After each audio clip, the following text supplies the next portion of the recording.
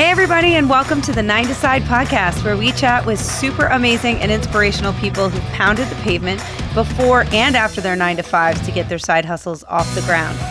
After listening to the interviews with these amazing guests, you'll walk away with a refreshed pep in your step and a newfound motivation to make your side hustle a reality.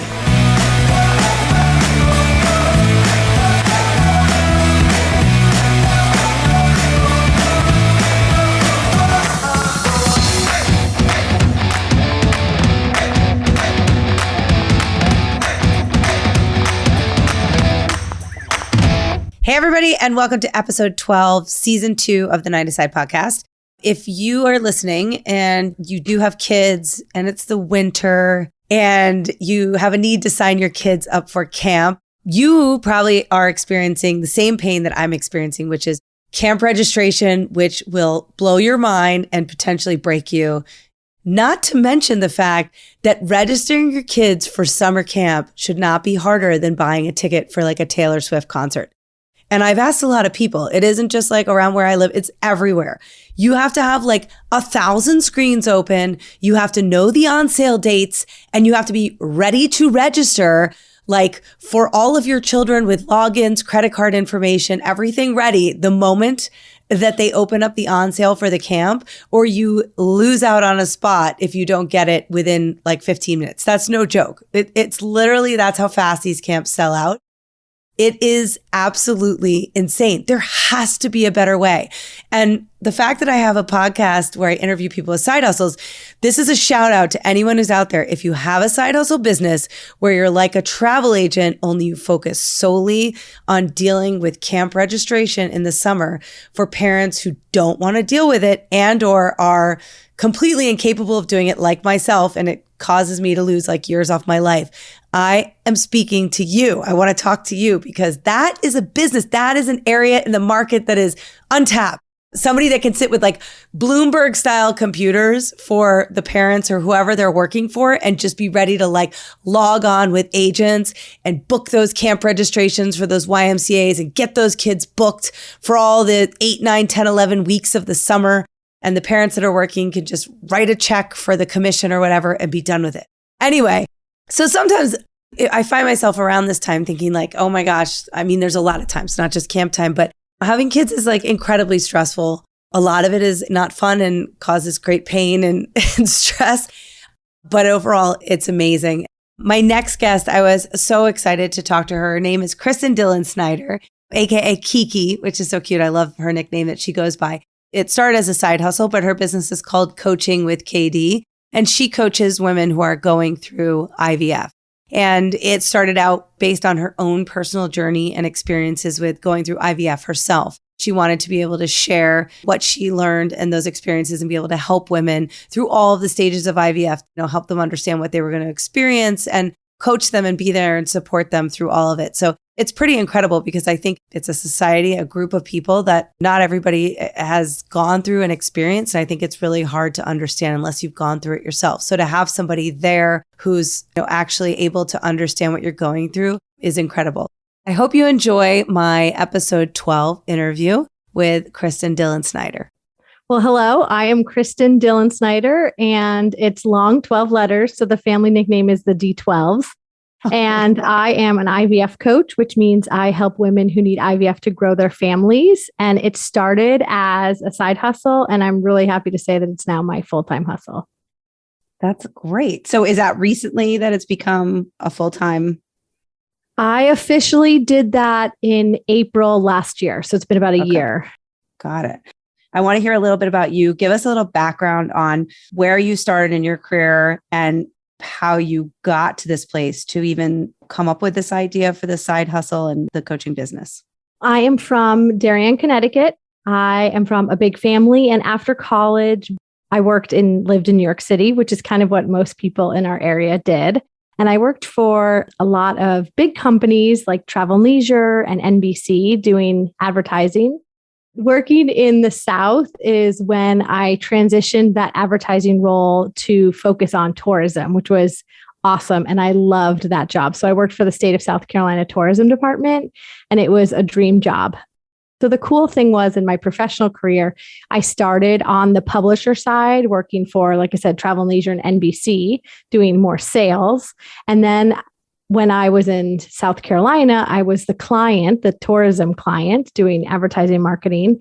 And then I went to Alabama and became the advertising as an agency side. While we were in Alabama was when we personally were struggling with infertility and needed IVF to grow our family. And it was really hard. I loved what I did. I was really good at it. And at the same time, it wasn't feeling as fulfilling. And so as soon as I did have my daughter, I'm very happy. I was very lucky to be successful with IVF. It took 2 rounds, so it was not easy. It was a challenge, which is why I decided to spend my time. If I had to be away from my IVF miracle daughter, I wanted to spend my time doing something that was really helping people in their quality of life. And advertising and tourism is the best way to be working. Once I had my daughter, I went back after maternity leave for a little bit. So what we did was, because also my husband was in the military, we always knew I would move again. So what I love about that job and the agencies, they always said I had an expiration date. They were really willing to be flexible with me. So I reduced my hours and was able to work from home, which was wonderful. That is sort of what started. And then I was home alone with my baby and working a little bit, thinking I have got to be involved in this part of people's lives. I am a big sister, and I have spent my whole life telling people sort of how to get through life and make it a little bit easier on them, because I learned the hard way so they don't have to. And I felt like the infertility world was the best place for me to help those women who feel more like sisters to me through a challenging time that nobody anticipates having to go through. Nobody chooses to go through infertility. And so I decided to start building something. Just for the people that are not familiar with IVF, because I think the word IVF is kind of thrown around a little bit. Can you explain to people the different stages of IVF? Because aren't there different things that you do initially to get to that? Yeah. So for anybody who's listening and not familiar with it, generally, one, what you need to know is that you don't need a referral or any special prerequisite to have to go to see a fertility doctor. And they're not going to meet you and be like, hi, let's do IVF.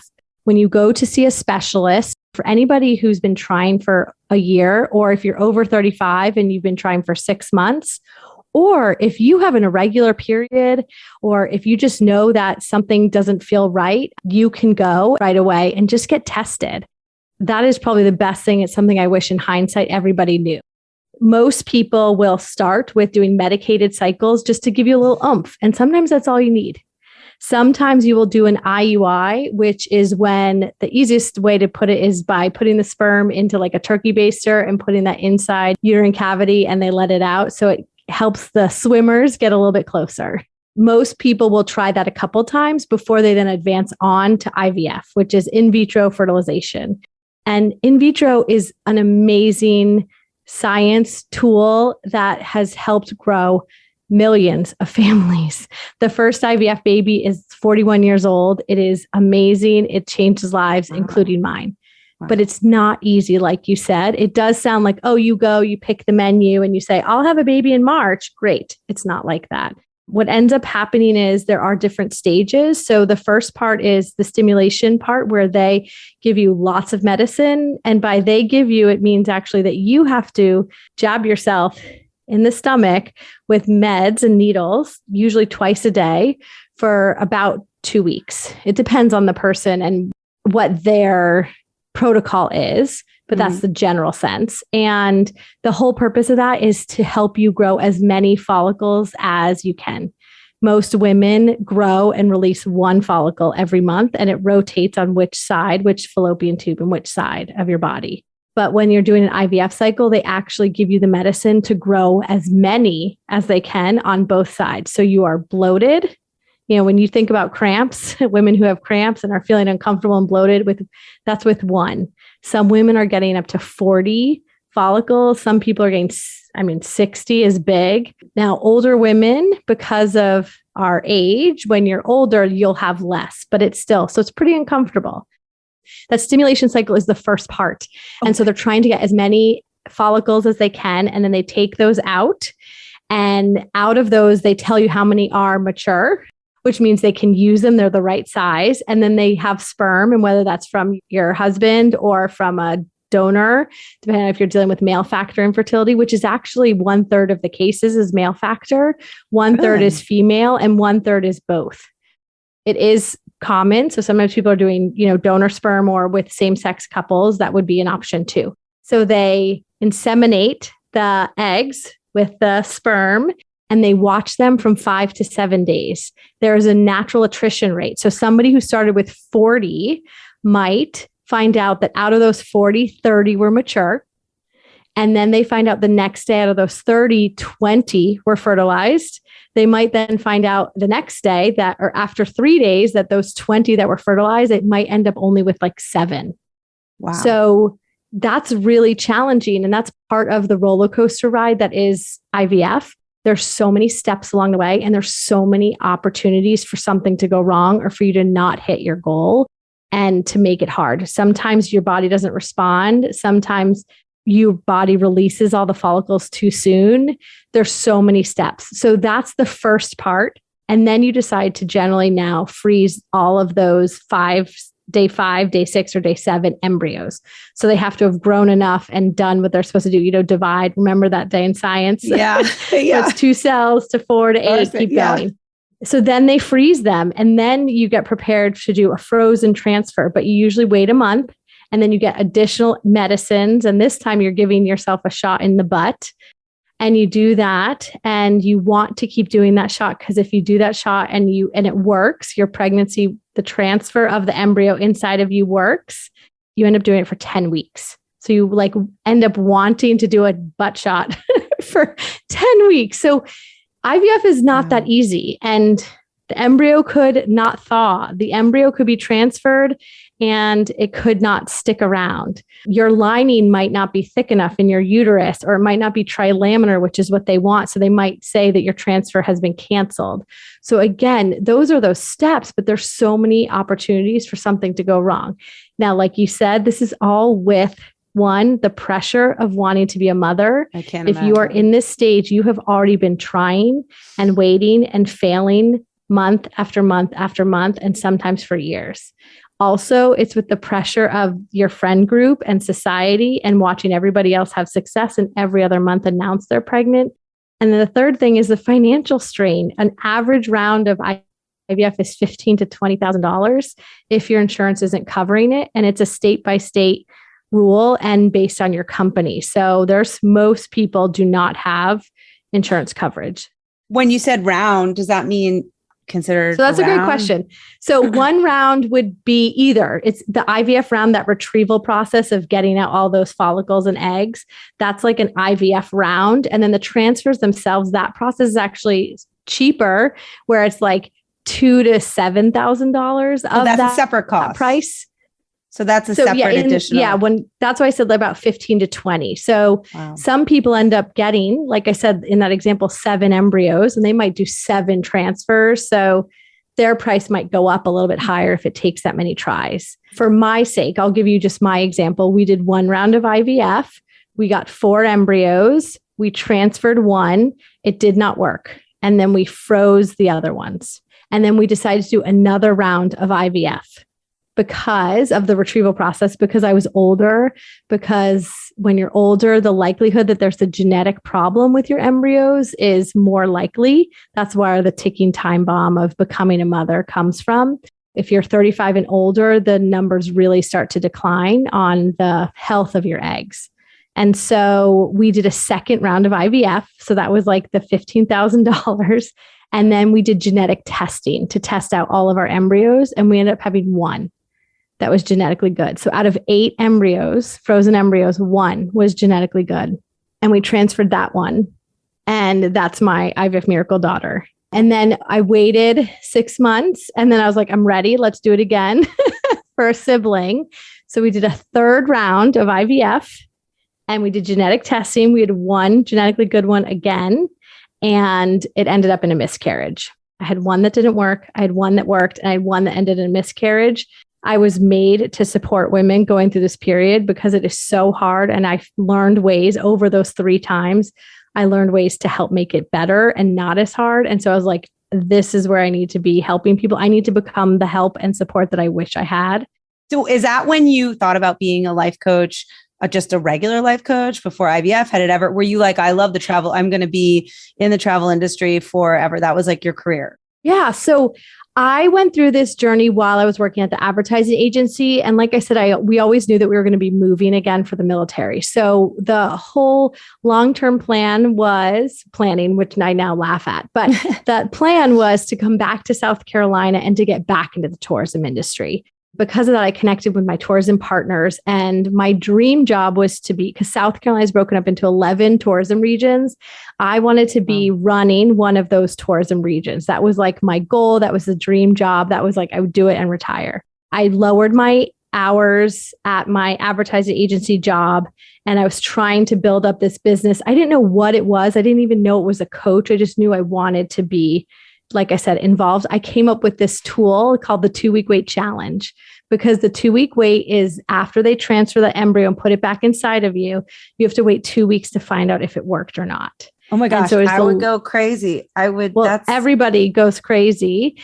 And so that is the most intense part of the experience. And I was like, I want to help right there. So I came up with the 2-week wait challenge, which is a daily source of inspiration and something to keep you busy, something to keep you more hopeful and optimistic and positive. And so that was the first thing I did and sold. Let's talk about when you were thinking of this idea. What did you create a website? Did you have a name? What were some of the first steps you took? So like, for people who are listening, who are like, have an idea about coaching, in this area of side hustle. Yeah. Okay. So I came up with a website name and a business name that I'd been calling it for a long time. So the blog was called bigsissays.com. I'm not an expert, but I've been there and I get it. And like, let's help you. Let's help you find the cool ways that maybe the doctor's not going to tell you. Like, this is the way you can do the shot so it hurts less, because the nurses aren't going to tell you that kind of stuff. And so my website was called Big Sis Says, and I spent so much time trying to make it. And my husband, luckily, is way more patient with technology and more knowledgeable. So he helped me do it. With the Big Sis Says, were you going out with the intention of trying to, like, did you have the forethought to want to make it a business? Or were you more like, I just want to reach out and connect with women who've been through what I've been through? Started a little bit in that way, but I knew I wanted to make money. I knew it was a potential to make money, but I was also I'm very sensitive to the fact that most people go through life not saving money for IVF. This is a financial expense that most people just get thrown onto them without even knowing it. And on average, it takes someone 3 rounds of IVF to get pregnant. You almost have to go in thinking like, I'm ready to throw down $60,000.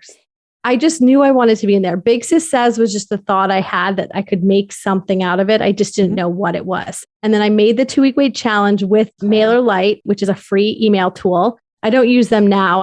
I created what it was. It was 14 emails. And so you would sign up. You would pay me through PayPal, and then you would sign up, and I would put in your start date, which was your transfer date. It was an automation where you got 1 email every day for 14 days. That was the first product that I had to sell. I had an Instagram audience because I had been documenting my IVF experience. So I had an audience of women. It was a challenge to transition from being, I'm one of you, let's be in the quicksand together, to like, I'm now this expert. Oh, and by the way, I'm charging. Right. So that was hard. So how did you do that? Because that is really smart. How did you make that shift? Did you use that same Instagram profile? I did use that Instagram profile, and I started telling people that I had been thinking about it, that this has been on my heart, that I'm on the other side, and that I'm sticking around.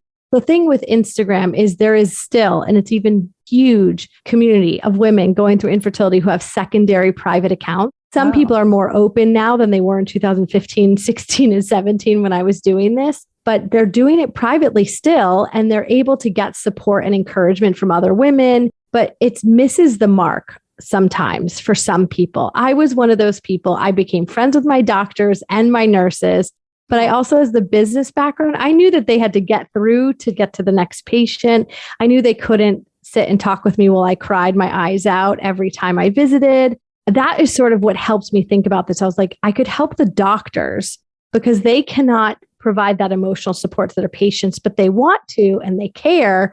But I see that there's this missing space of their level of knowledge, but their lack of time.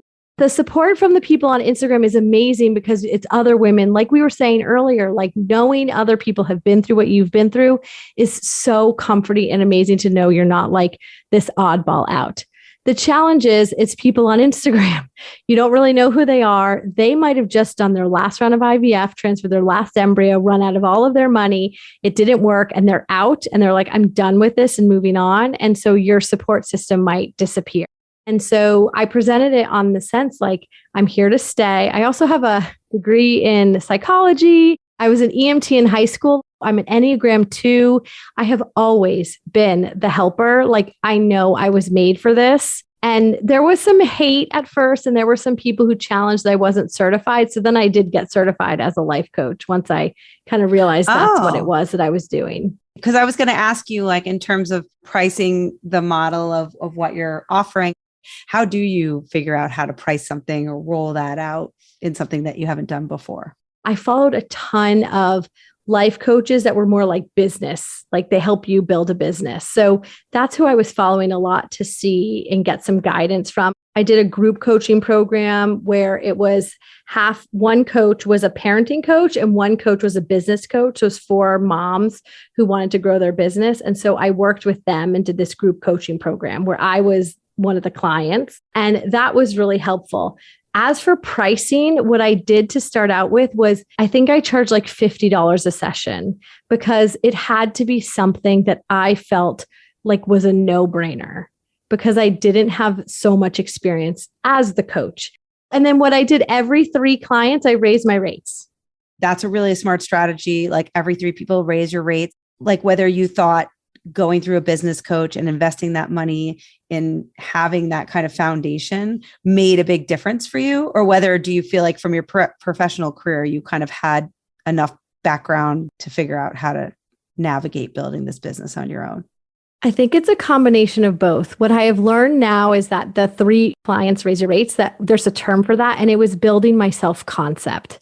So every time I had 3 more clients, I was building up my self-concept into the person I thought I could be. And I had evidence to support it. So it felt more comfortable versus being the person who goes out and says, hey, I'm $10,000 for 6 months.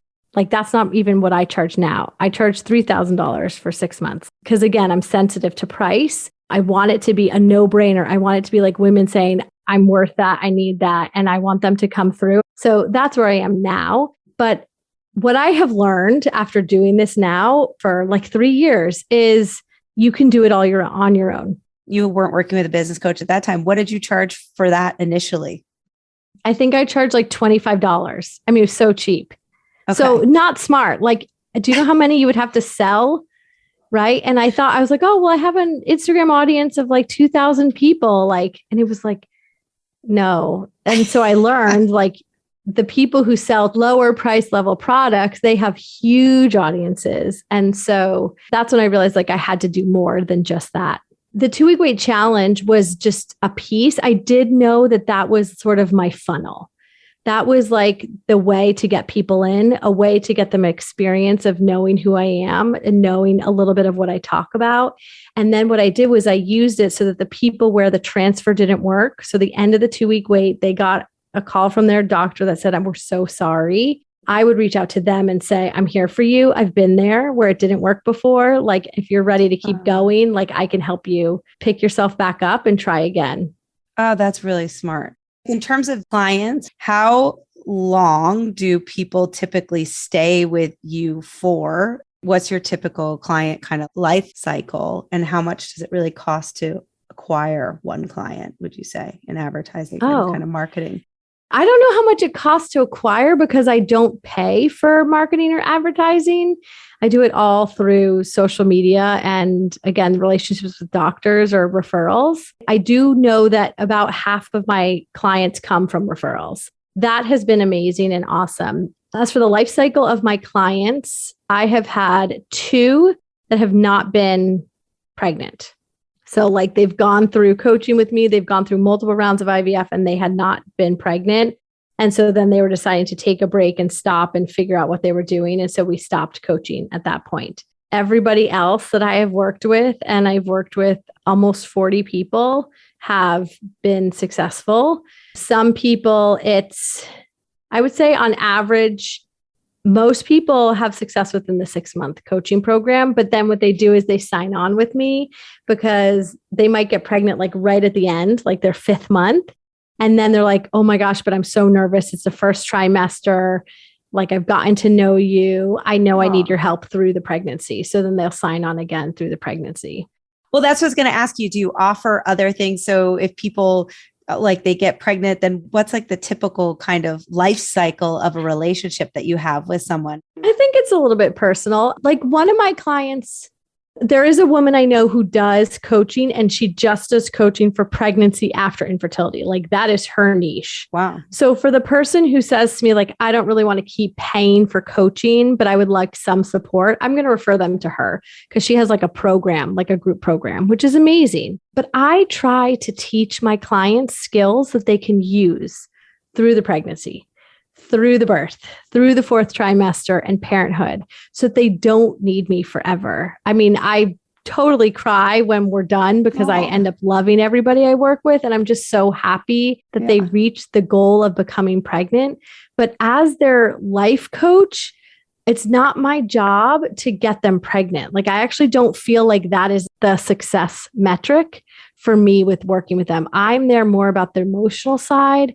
I am there helping them feel like they are good no matter what happens with this next transfer. That to me is success. I would definitely want somebody like you if I was going through an experience like that, because navigating all of that is like such a unique, a very emotional experience. So to have somebody like you would be so helpful. In terms of your plan, the main core of your business is coaching. Is that correct? Yeah. So all I'm doing now is one-on-one coaching with women. So it's the 6-month package. The 2-week weight challenge, I decided to make free. So I don't charge for that anymore. It's more of a way to get people into my funnel. I, promote that on Pinterest. I promote that on Instagram, and it gets people on my email list. And then I'm really helping them in that moment. And so a lot of those people who go through the 2-week weight challenge end up getting pregnant. And I'm like, heck yeah, woo! Congrats. Keep doing the things I taught you over the last 2 weeks and keep those up. And is that, like you said, is that don't do any money on marketing or advertising? You do all of your promotion stuff. Do you feel like that helps you get follower by creating more content on Instagram too? Yes, I do organic marketing, which is mostly where I come from. It's about serving first. It's about adding value first. And I really believe that when you do that, it comes back later at another point in time.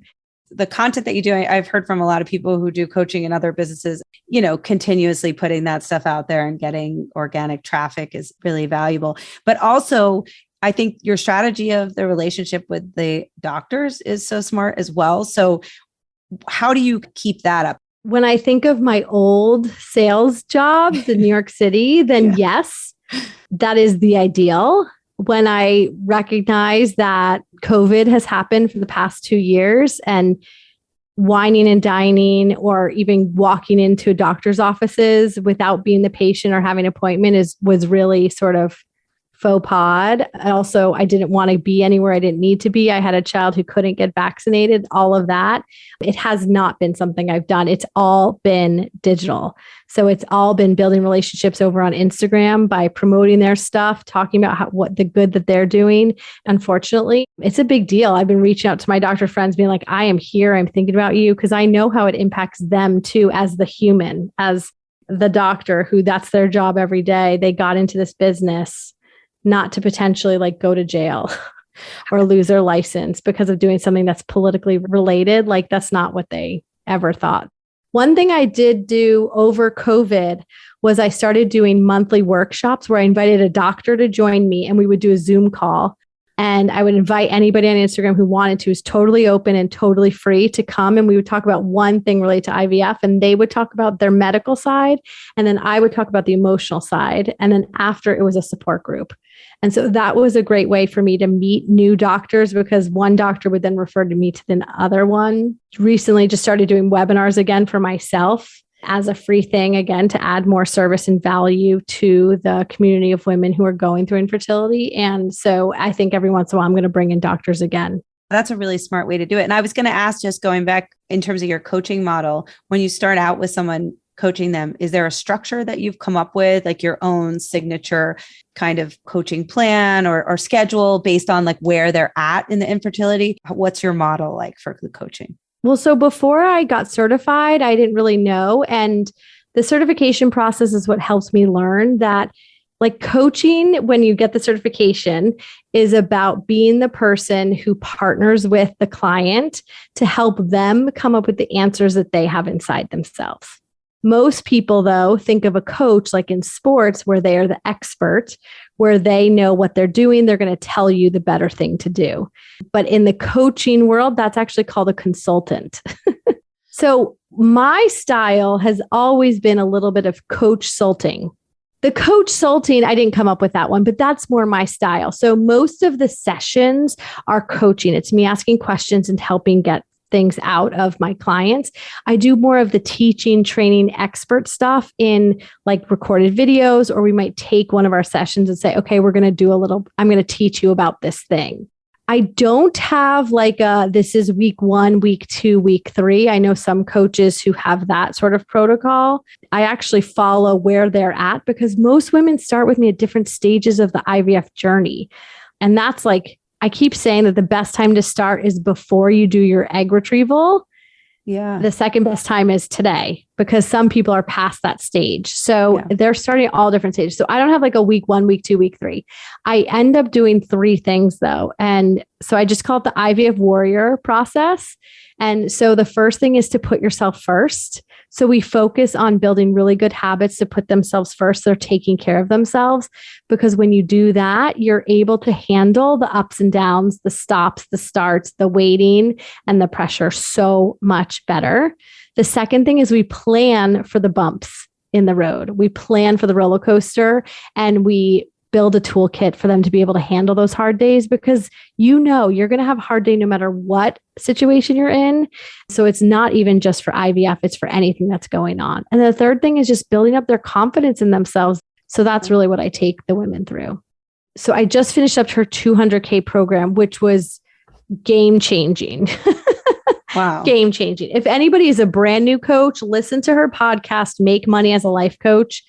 It will change your life. Her program is called 2K for 2K. And that's a great place to start. That's where I built up a lot of my own belief in myself as a coach and understanding how to handle consults, how to talk to people about coaching. So that was a big game changer for me. In terms of any kind of like major obstacles, was there one major thing you can remember that was a huge upset in your business that was like kind of a setback you had to overcome? The biggest challenge has been me. I got in my own way more often than not. My lack of confidence in myself and what I was doing and almost even being a people pleaser. So I didn't get to share this, but when we moved back to South Carolina, I was approached by one of those tourism regions and asked to run the region. And so I was doing the advertising job and then I was doing that part-time while building, and then COVID happened. Externally, I think I told you, but there was somebody who didn't like that I was going to charge for coaching. Because on Instagram, it is a community of women who are going through infertility, helping each other. There's a huge community of it. You can get so much free support and help.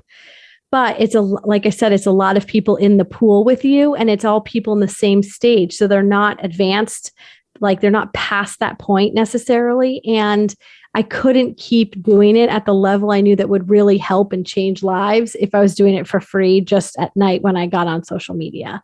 What I learned through that experience is that one, you're never going to please everybody.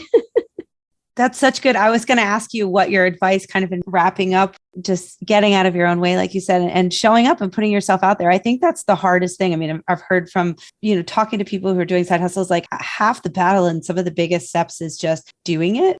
I don't want to get too in the weeds about it, but it is such a timely topic. And I can't imagine how anxious and the kind of conversations I would assume that there's a lot of conversations that have changed immensely in your client base, or maybe have you received more clients just given like the decisions that have been made with people who are anxious on top of already being anxious about the process? Yeah, I have not necessarily gotten more clients because of the ruling. I think that it's a lot of wait and see right now. Yeah. And like most clinics are able to work as normal, but I think they're on eggshells on like, when are they going to get the phone call that they have to stop?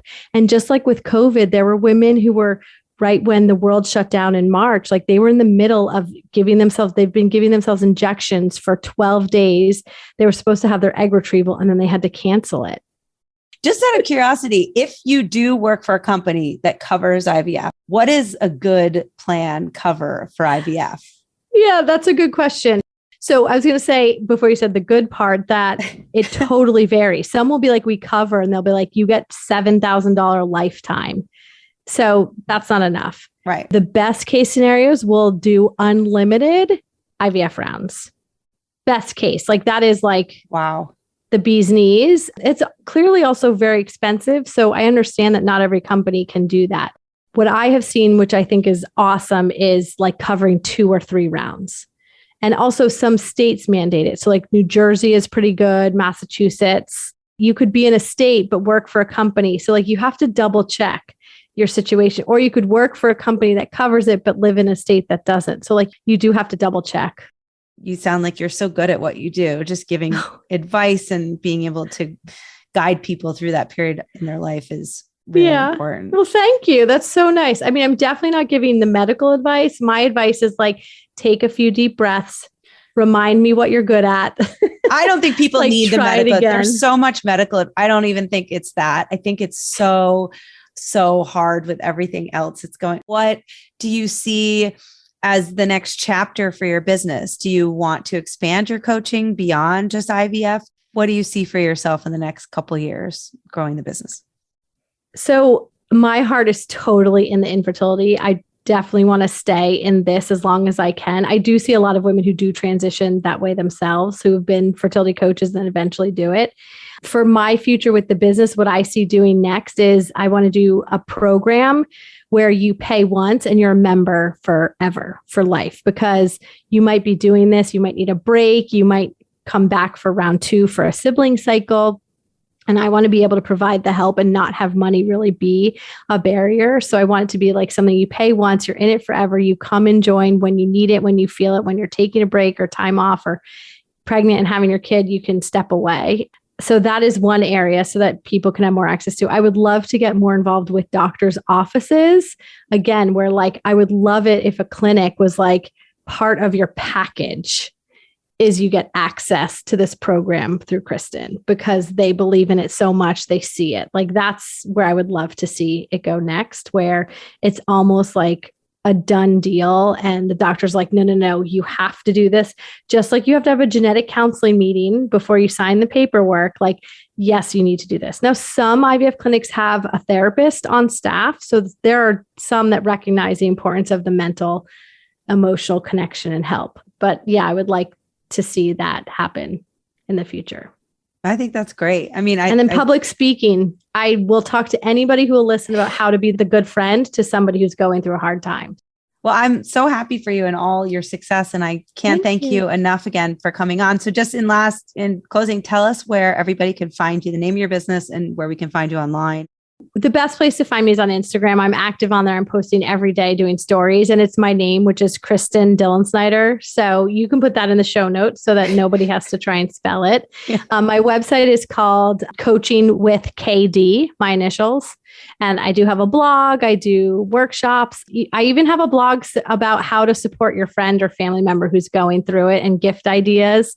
So that if anybody's listening and knows somebody, like that is my way of helping another IVF warrior get the support she needs. It's just by the people in her actual circle. That's amazing. Great. But find me on Instagram and come say hi. I would love to. That's hear great. From you.